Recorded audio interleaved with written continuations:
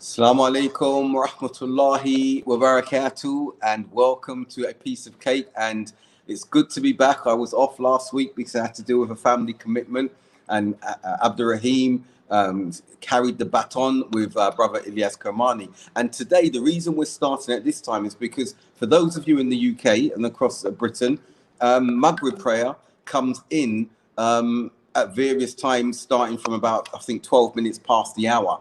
And this is why we're starting at this time. And we are going to finish shortly at 7. Wa alaikum salam, brother Bilal. Good to see you, mashallah. And hello, Thursday, salams. And what it is, we're going to finish at 7 because today, Abdurraheem has his usual appointment, family appointment, if I'm right, a commitment. Yep. And we are family men, mashallah, tabarakallah. So this will be a short, sharp, and sweet, bittersweet, should I say, discussion today. I'm going to ask that gentleman over there, that's Abdurraheem Green, to lead on this topic because it's a very key subject. Wow, I wish Sabor was here because we're having this discussion earlier. It's like, you know, the whole Meghan and Harry thing, right? And what I call the imperial racism theory. So the whole idea is that as the British Empire, basically, you know, this is my idea, is that as the British Empire grew, embraced capitalism along with the Industrial Revolution. So you can see this combination of the Industrial Revolution, the massive expansion of the British Empire, right? What I believe was an inevitable move away from Christian values towards materialistic capitalist values, right? And the two things are not really compatible. You know, real Christianity is not compatible with with materialism, right? Because apart from anything else, Jesus, you know, alayhi salam, was clearly an ascetic. I mean, for literally 1,000 something years, like mainstream Christianity was extreme asceticism. They practiced really extreme asceticism. You know, it's harder for a rich person to enter heaven than it is for a camel to pass through the eye of the needle. You probably remember that one, bruv. Yeah, I do. Okay, so yeah, so I mean, so clearly, these two things were incompatible with the rise of the Renaissance, the age of reason, the rise of science, as science became more and more important as a source of information. Christianity became less and less compatible with anyone who had sort of rational framework for thinking, right? And also it wasn't compatible with the idea of empire, right? Because despite Ku Klux Klan and Southern Christian Bible Belt, I mean, anyone reading the Bible and reading what Jesus actually said, I believe would really be hard pushed to be like racist, let alone a slave owner, beating people and torturing them. I mean, love your enemies, turn the other cheek, blessed are the meek, blessed are the humble, blessed are the peacemakers. What the hell has that got to do, right, with imperialism, right? How are the two things compatible? It's the same struggle, by the way. I mean, Christianity fundamentally changed when it, got taken over by the Roman Empire. That was the first big change. So, I mean, the British Empire pretty much, it didn't discard it outwardly, but from its intellectual foundations, it did. So it needed something because human beings, basically, bro, they can't live in conflict in their heads, right? You have to come to some sort of reconciliation, right? So most people can't, right? They can't live with the guilt. They can't live with the guilt of being a hypocrite. So what a lot of people do is they will discard that thing that gives them the guilt, and they will look for some alternative rationalization for their behavior. That's what they will do, right? So thus comes the whole idea of Darwinism, right? And this is not my area of expertise, but Sabor Ahmed, he is literally, I would say, an expert in this field. He was literally pulling out quotes earlier, left, right, and center, right? And no doubt at all that not only was Darwin a racist, right? Clearly he was, right? And he was a proponent of racism. The people who lived around him, his contemporaries, understood from his words very clearly that not only was the white man superior, the rest were savage races, barbarian, savage, backward races, who would all ultimately be overcome by the superior Western civilization. Not only that, by the way, that even within the white races, the British were the most civilized and the most highly evolved because they had the biggest empire and they were obviously the most successful colonizers, right? So it all comes from this idea of the survival of the fittest, right? The most successful tree is the one who's able to colonize more, land. The most successful animal is the one that breeds the most and takes over the most territory, right? Therefore, the British, right, were therefore the most highly evolved because they had managed to conquer most of the world. It's literally an attempt to use science to rationally justify their position of power, right? And That's this is interesting. this is really what is going on until today. This is what the real Meghan and Harry thing is about, right? I don't think the British family think of themselves as racist because they don't probably even know what racism is, right? And racism, by the way, I don't even think it's to do with skin color. I mean, that whole thing about, how dark is the baby going to be is a distraction. The real racism is not about skin color, right? The real racism, right, is about whether you toe the line or not. That's what it's It's about. about constructs, yeah. Yeah, I it's think, about power yeah. dynamics, right? And that's the real issue with Meghan. The real issue with Meghan, right, is not that she's black or, I mean, she's barely black, but that's not my argument. You can slap me up for that, bro. I mean, she's like as Abdul Rashid said, he's like just barely darker than Drake, But I don't know what that's I guess that's some black humor. I didn't get that right, but whatever. I was giggling anyway. But I mean, yeah, and I love Nabil's mashallah, his summary. I don't know if you've seen his video that he did, flipping so good. Did you see it? I should see it. I haven't seen You gotta it. see it. Absolutely brilliant. Everyone watch Nabil Abdul Rashid's brilliant. That guy is just a genius. He can say things with comedy no one else can. Anyway, that's it, bro. That's the brief introduction, bro. That's No, mashallah, I think theory. very interesting. Yeah. And yes, Sabor is an expert in this field and a lot of respect to him on that. What's interesting, Abdurraheem, religion, Christianity, you've highlighted the aesthetic side of it, and I accept and agree with that. But religion, Christianity was used to commodify blackness, okay? When we go back to the 17th century and we see preceding that we didn't have this construct of racism, as you said, as it stands now. It was a commodification used as a justification to enslave a particular color.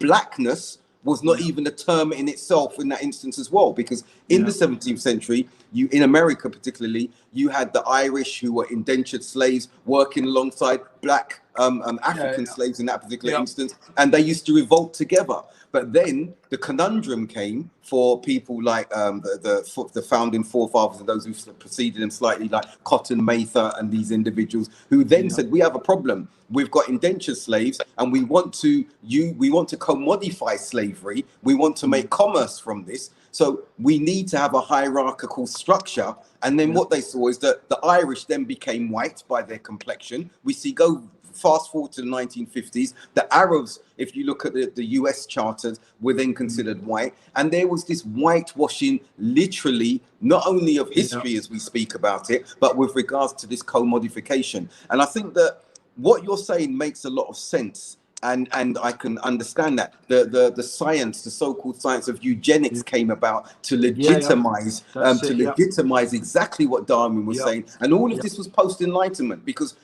prior to that, this didn't happen. Europe didn't know what whiteness was, that they were white and Africans were black. They didn't know this dichotomy of terms until it came forward with the industrialization, and as you said, needing a rationale and a justification for it. Religion came into it at this particular point when they said, okay, how can we, basically, as you saw, Africans were stripped of their myriad religions.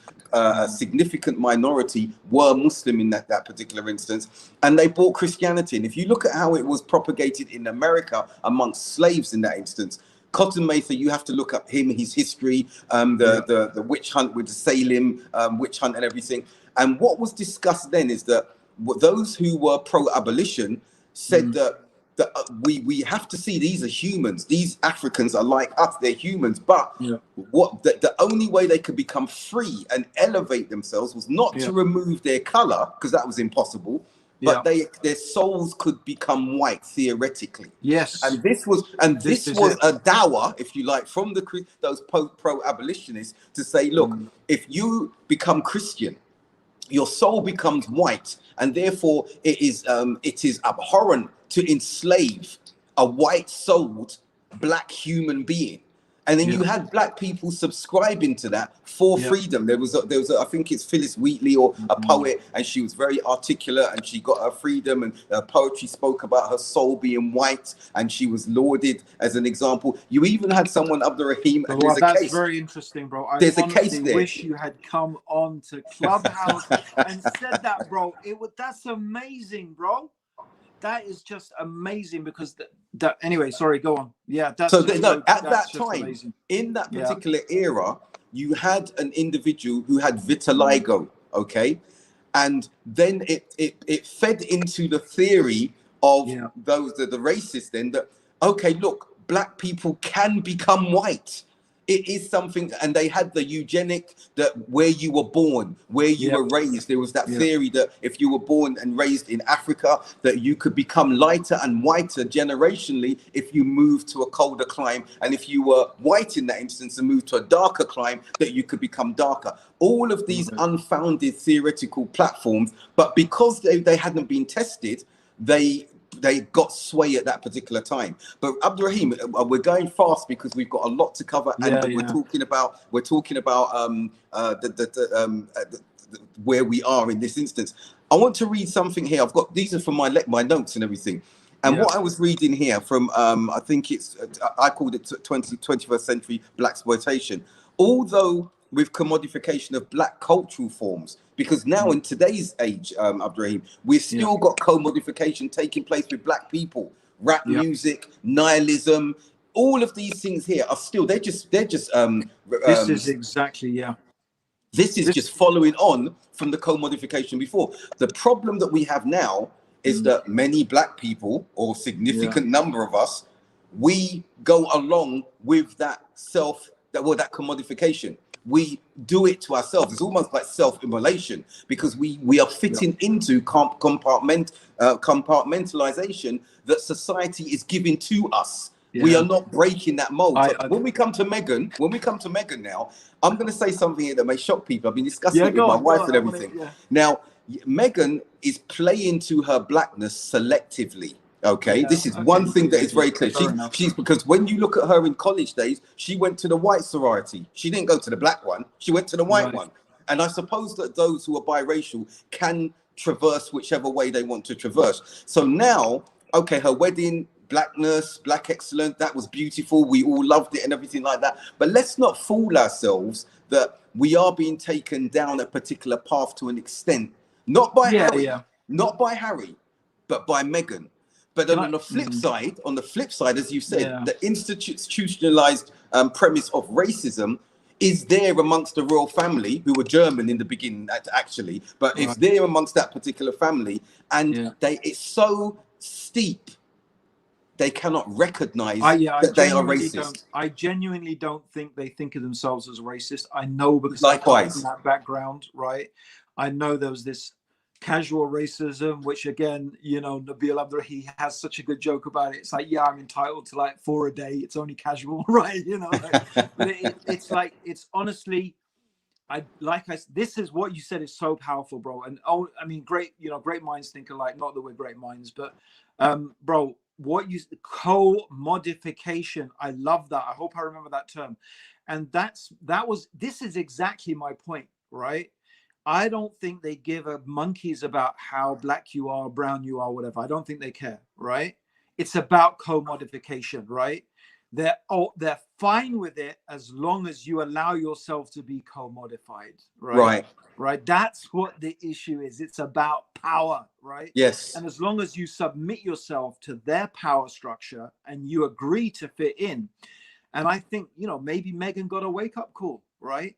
Maybe she realized this whole playing to the white thing, like she saw it. She at the end of the day, that's it.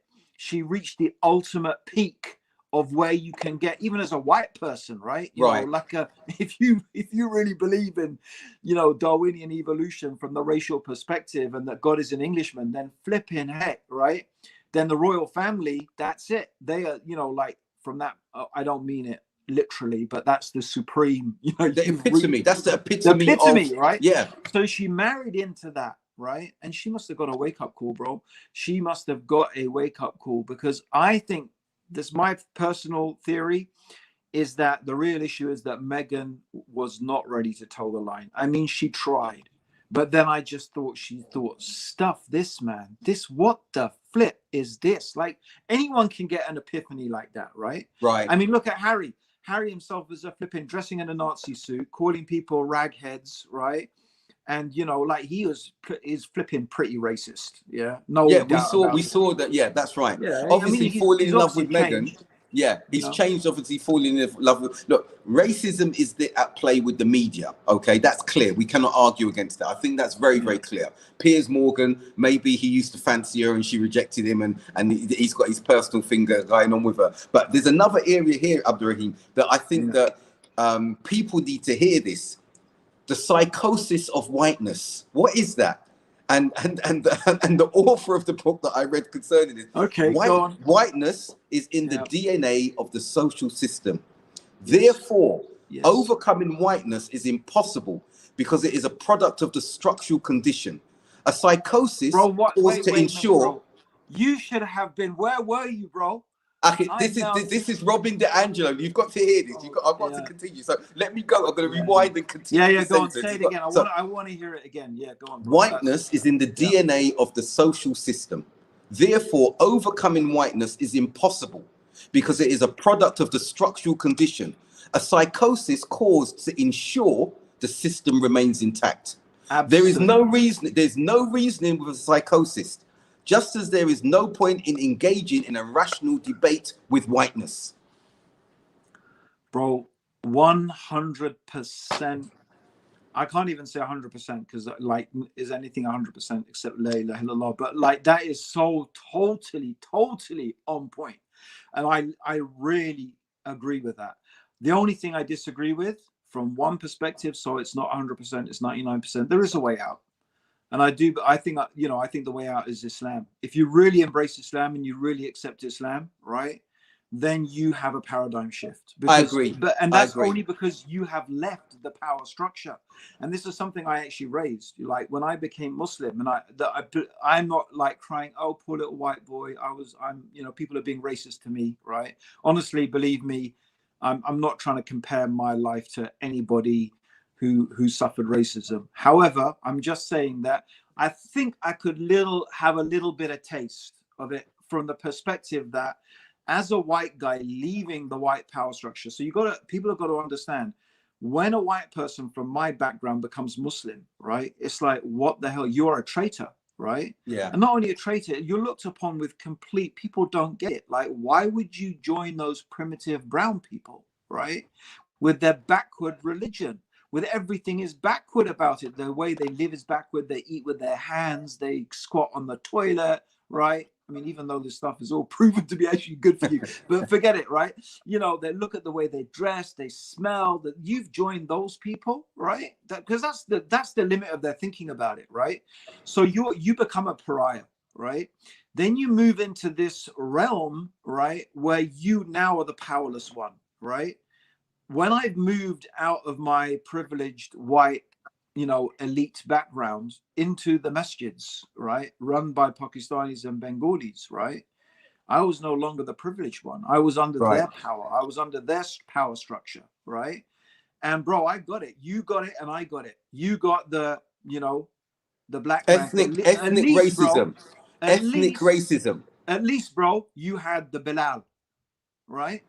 At least you had Bilal. Me, I was the Gora, right? Didn't you get Suhaiba Rumi? No, bro, because they don't know about Suhaib or Rumi, bro. Like, they know about Bilal, they don't know about Suhaib. No, I was good, because you have to remember, bro, the Indian subcontinent has that history of colonization, right? Right. And you have to understand, for them, for many of them, the you know, Gura is synonymous with kafir, right? You have to Okay. remember, bro, until recently, wearing a suit and tie was considered kufr. And it still is in some places in India, right? Wearing a suit and tie. This is what Zakir Naik struggled with, right? Reading the Quran in English was kufr. And it's all because, you know, the English occupied India, and like, you know, so they were looked as, you know, the kuffar, and imitating them in any way was therefore considered to be like, so this term gora really means kafir, right? So I did face that type of discrimination, right? And I was in the place of not being in a place of power, right? I mean, obviously, I suppose it wasn't the same. It wasn't the same because I suppose, in a way, I sort of, you know, there was still that. So I suppose you're raised in an environment of extreme self-confidence, right, and belief in yourself, right? And the people you'd immersed yourself amongst as well. Yeah. Remember, So even when there's an inferiority complex, it comes out negatively. Many of them would have elevated you because of this color of your skin in that instance. But Whereas honestly, bro, not many. Honestly, that was not my experience. I mean, there are some people who treated me kindly, right? And I have to say to my, you know, my in-laws, my ex-in-laws, right?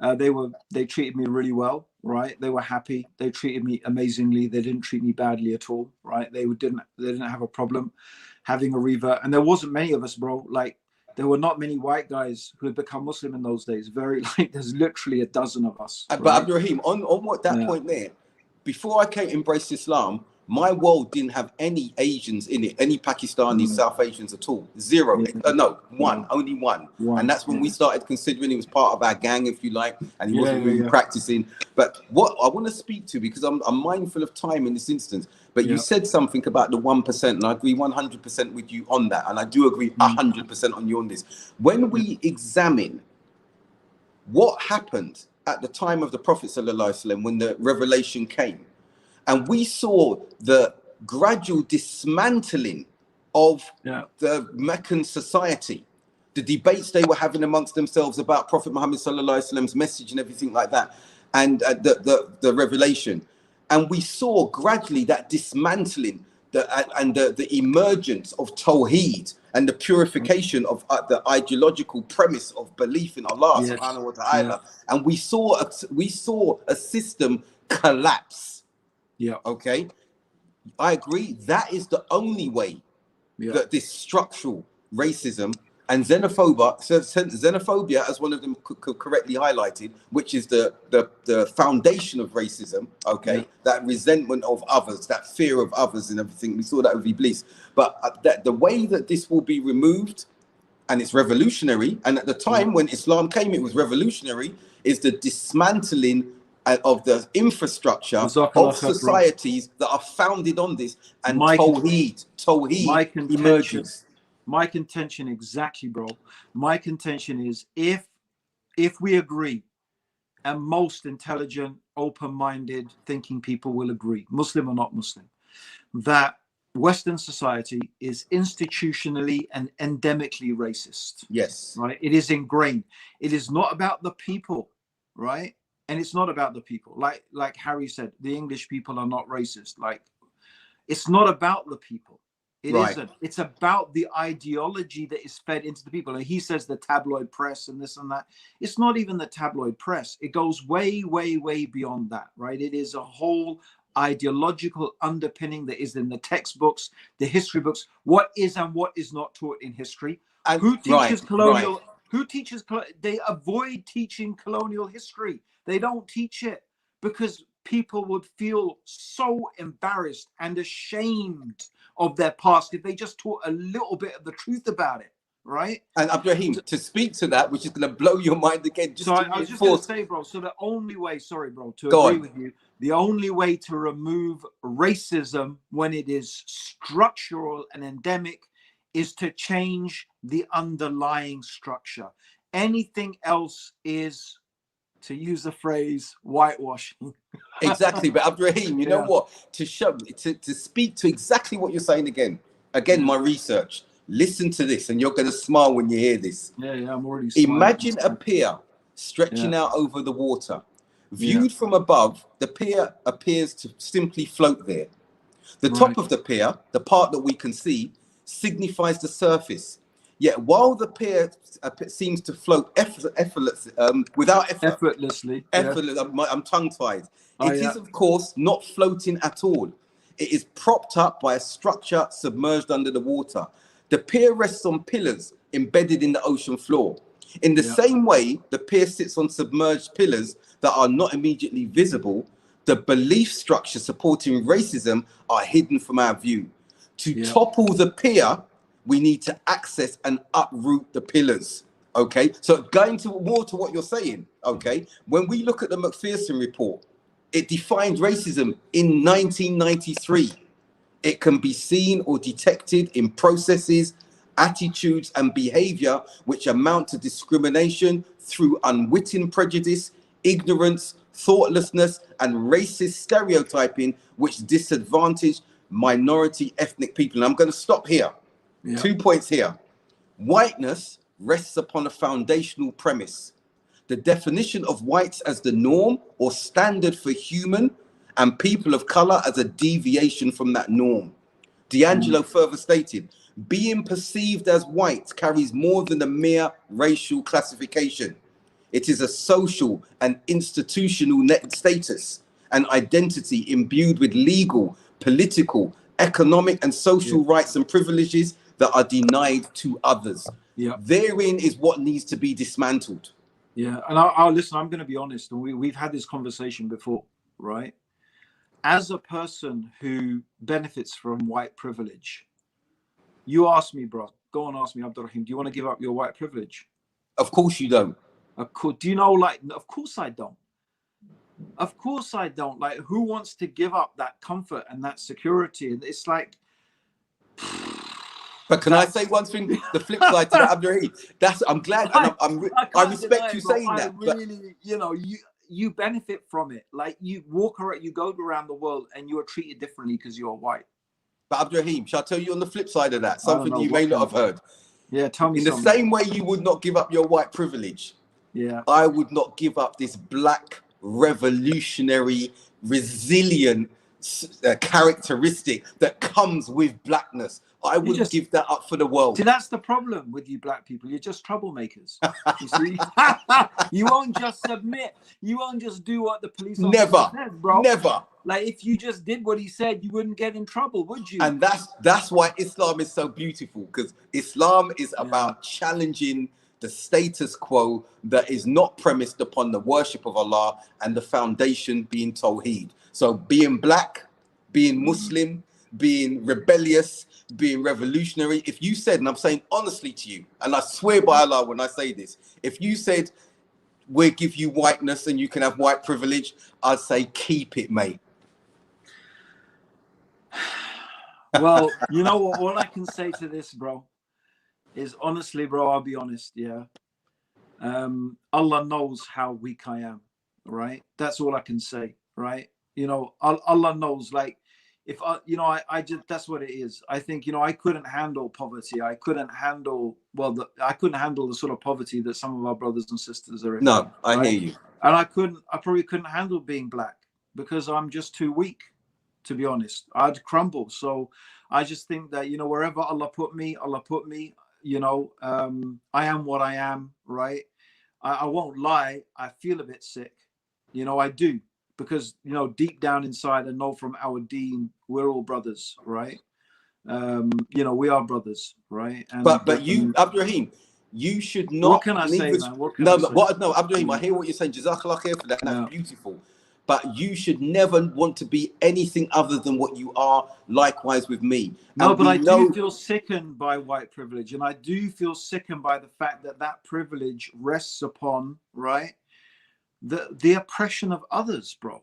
That you can't feel good about that. You can't feel good about exploiting people, misguiding people, filling their minds with lies, right? Under the pretense of science, right? And scientific theories, right? And ideas of superiority that are really just based upon systems of oppression. And Abdurraheem, what you're saying is because of that, people treat you differently. Right. So what you're saying, no, you're not the only one who says that. You're not, and what Jazakallah khair, as we're concluding, you're not the only one who says that. D'Angelo, Robin D'Angelo, and Carol Anderson say this. To put it bluntly, I believe the white collective fundamentally hates blackness for what it reminds us of. She's white, of course. That we are capable and guilty of perpetrating immeasurable harm, that our gains come through the subjugation of others. That was D'Angelo. Carol Anderson said in her book White Rage, the trigger for white rage inevitably is black advancement. It is not the mere presence of black people that is the problem. Rather, it is blackness with ambition, with drive, with purpose, with aspirations, and with demands for full and equal citizenship. It is blackness that refuses to accept subjugation, to give up. Here I am. Bro, Here I am, and that's Abdurraheem. That, so what you're saying, I just and want to the add, empathy you have. It's not only. I mean, maybe they mean blackness across the board, that anything that's not white, because the same, honestly, Yes. believe me, the same is true of Pakistanis, Asians, you know, like anyone, like, believe me, that exactly the same standard applies to, like, they don't like a Pakistani who stands out of line. How dare you, brown person, be as educated as us? How dare you, brown person, right? Whether you're black or brown or whatever, they get equally peed off, right? Not When, equally, you know, no, Abdurraheem, not Pakistani equally. comes along and like holds them to account by their own standards. But not equally. It's at a different degree. Anti-black racism from white. I think it's different, bro. It's at a different degree. Yeah, it's at a different degree. Yeah, it's a different flavor, maybe. I don't know if it's a degree. But my point point is spectrum. this. Yes, but my point is this, Abdurraheem. Your empathy, Jazakallah khair. But as I said, I think recently, I said it in one of the shows. We, black people, we're not in need of empathy, sympathy, support, or anything like that. What is required, because we are here, we've endured the most brutal, barbaric type of racism, structural racism, for 400 or 500 years, and it's continuing now psychologically, and we're still here. When you look at other nations and tribes and races, they would have been wiped out by now, but we're still here, and we're still excelling, and we're still rising. But we will continue successfully on that pathway only if we embrace the fundamentals of Tawheed, and not just us as black people, but all of mankind. So alhamdulillah, you and I are sitting here, white as snow, me as dark as the night, but hold on, what I'm saying is that we can sit here, and what has united us is the deen, is Tawheed, is the Sunnah. And I'm saying we shouldn't then push on nationalism. I'm not going to say push towards black nationalism or white nationalism. No, let's not replace one form of racism with exactly, another. exactly. We've got to be careful of that. But to be aware of who we are, what we are, where we come from, to have a permissible pride in who we are, I think that's very, very important. And then what we got to look at, Abdurraheem, we've spoken about the institution, imperialism, and I think we can conclude, I know you've got to go, but we can conclude that we within our community, you've touched upon it, we've got to look at the ethnic racism that the predominant communities, Pakistanis, South Asians, Bangladeshis, in some quarters, the Arabs in this instance, they've got to look at the ethnic racism that they are imparting upon the likes of you and me and other minorities, which has been learned from that imperialist, colonialist infrastructure. Well, some of it's not, bro. Some of it's from Hinduism. Like, so that's another whole colonial structure. Now, the Aryans that came from basically what is like Slavs came into India, right? Imposed their Hindu Aryan caste system, right? That is basically also a color-based sort of Right. So that's the whole idea of, she's so white, she's beautiful, right? But so who were the Slavs? Who were the Slavs? They were white. Yeah. I'm saying I agree, but I don't think it was from British imperialism. No. I agree. Yeah. It's from Caucasian, like from the Caucasus, right? Originally, that's the idea. But I mean, I don't know. Like I said, I don't like we had this discussion before, and I but then I don't know. I mean, it would be interesting to see historically if like we talked about white slavery, right, Yes. amongst the Moors, right, who were capturing slaves from the Cornish coast. And That's right. That's right. So who knows? Maybe there was a bit.